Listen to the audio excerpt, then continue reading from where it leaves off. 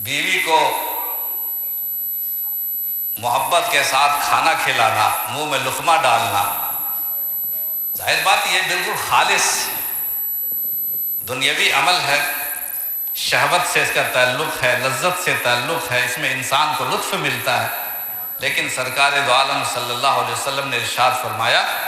کہ اگر کوئی مومن بحیثیت مومن کے اس بنیاد پر بیوی کے منہ میں لقمہ ڈالے کہ اس سے ہم دونوں کے درمیان محبت پیدا ہوگی اور آپس کی محبت اللہ کو پسند ہے، تو اس بنیاد پر لقمے ڈالنے سے بھی ثواب ملے گا۔ تو معلوم ہوا کہ محبت کو بھی ہمیں اللہ کے لیے لانا چاہیے اور نفرت بھی اللہ کے لیے۔ البغض فی اللہ والحب فی اللہ، اللہ کے لیے محبت کرنا، اللہ کے لیے نفرت کرنا،